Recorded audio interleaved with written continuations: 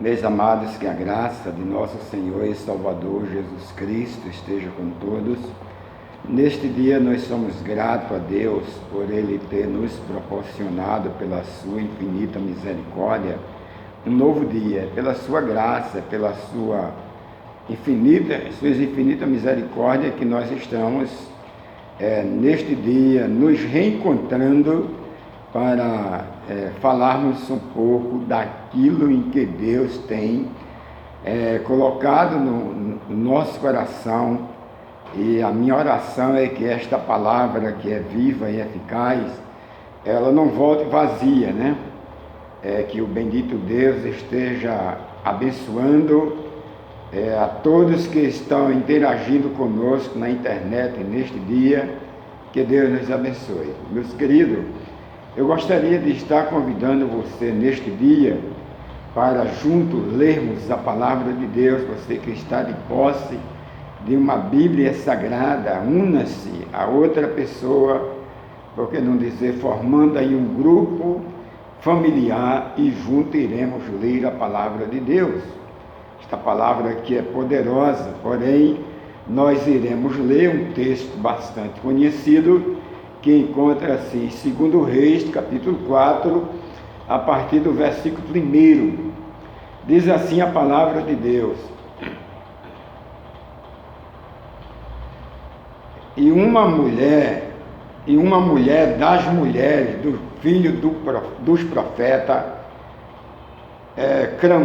chamou a Eliseu, dizendo: Meu marido, teu servo, morreu, e tu sabes que o teu servo temia ao Senhor, e veio o credor a levar meus 2 filhos para serem escravos. E Eliseu lhes disse: Que eu de fazer? Declara-me que é o que tens em casa. E ela disse: Tua serva não tem nada em casa, senão uma botija de azeite. Então disse ele: Vai, pede para ti vasos emprestados a todos os teus vizinhos, vasos não poucos. E então entra e fecha a porta sobre ti, sobre teus filhos, e deita o azeite em todos aqueles vasos, e põe a parte que estiver cheia. E partiu, pois, ela, fechou a porta, e sobre si e sobre seu filho, e ele lhes trazia os vasos, e ela os enchia. E sucedeu que, cheio que fora os vasos, disse-lhe a seu filho: Traz-me ainda um vaso. Porém ele lhes disse: Não há mais vaso, todos estão cheios do azeite. Que o bendito Deus aplique a sua palavra nos nossos corações. Meus queridos, palavra de Deus, esta palavra que é poderosa, ela fala aqui de uma história muito conhecida das pessoas. Ela fala acerca de uma mulher viúva. A Bíblia diz que a mulher viúva, uma das mulheres do filho do profeta. E a Bíblia diz que clamou a Eliseu, dizendo: Meu marido, teu servo, morreu. Meus irmãos, nós queremos nesta manhã, assim, compartilhar com você um pouco a respeito de perca. Não é muito fácil a gente perder. Sempre quem perde gera prejuízo. E a palavra de Deus, a Bíblia Sagrada, nos relata neste dia que aquela mulher viúva, ela declara ali para o profeta, o Eliseu, o homem de Deus, ela diz: olha, o meu marido, teu servo, morreu. E tu sabe que o teu servo temia Deus. Meus irmãos, quando a palavra de Deus, quando ela apresenta aí esse fato doloroso ao profeta, ela apresenta que o marido dela temia a Deus, mas ela podia observar que ela perdeu o seu marido. E nós falamos a princípio que não é bom, não é fácil a gente ter perca. Às vezes a gente perde um ente querido, né? Não é fácil, é uma perca inesquecível.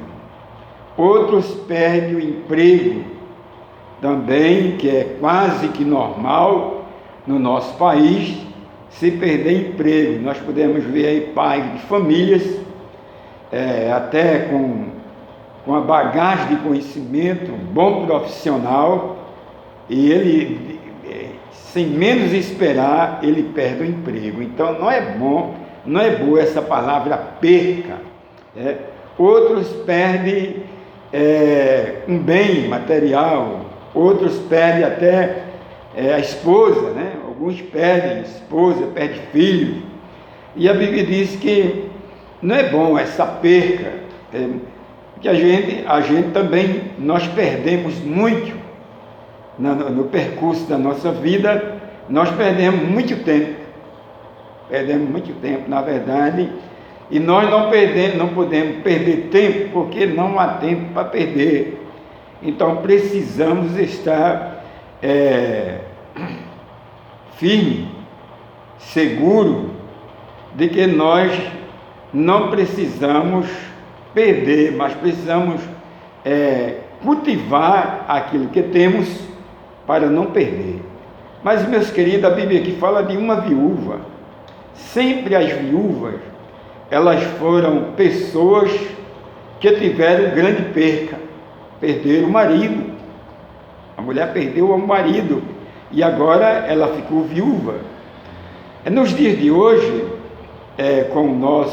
principalmente no nosso país, Brasil, geralmente quando a esposa tem essa perca, assim, perdendo o marido, é normal algumas delas ficar amparadas, pois no nosso país existe uma lei que, morrendo o marido, a mulher fica com a sua pensão.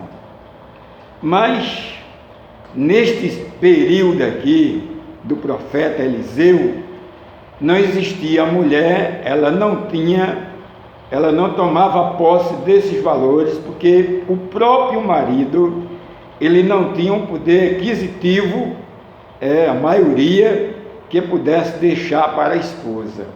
E a Bíblia aqui, meus queridos, vai dizer que aquela mulher,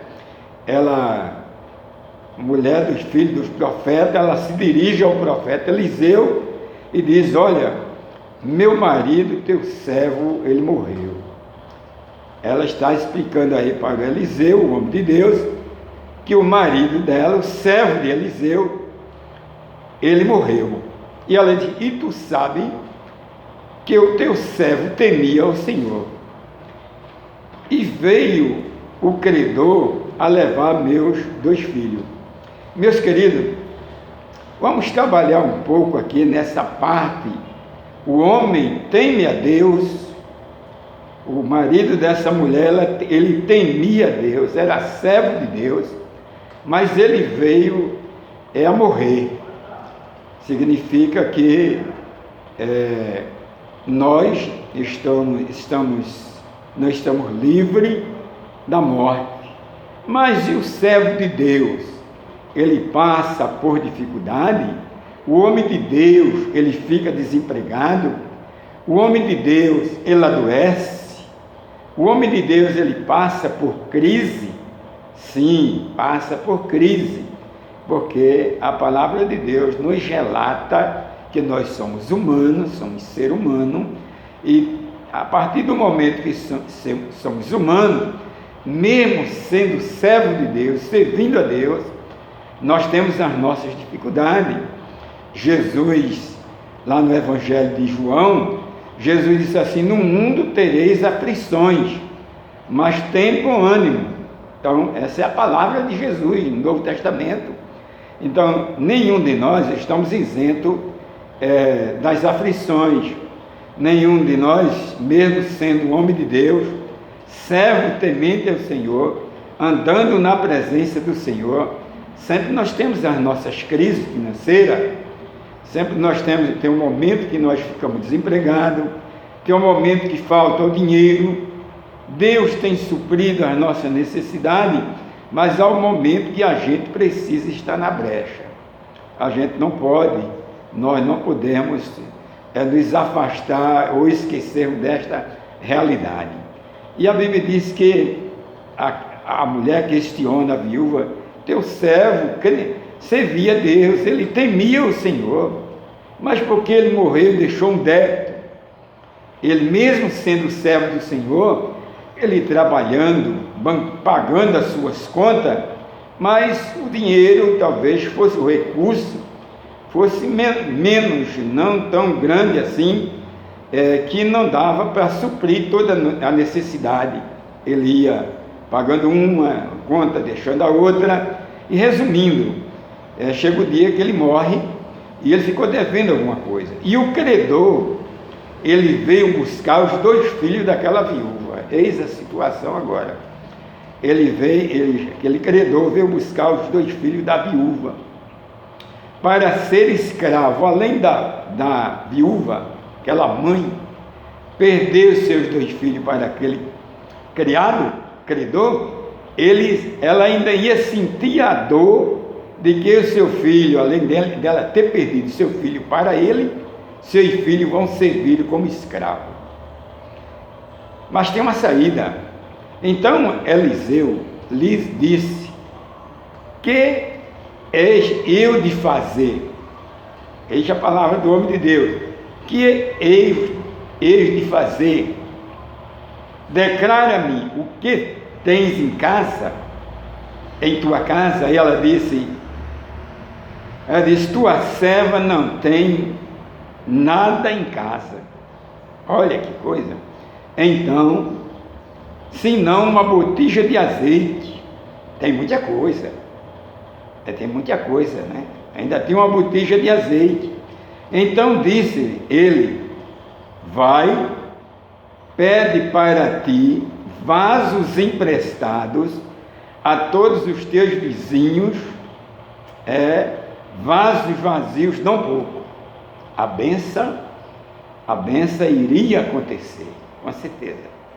A benção iria acontecer, porque o homem de Deus, ele leva a mensagem para a mulher, que ela deveria, o que ela tinha em casa. Ela disse que tinha uma botija de azeite, e ele manda que ela vá ao vizinho pedir vasilhas, não poucas, muitas vasilhas.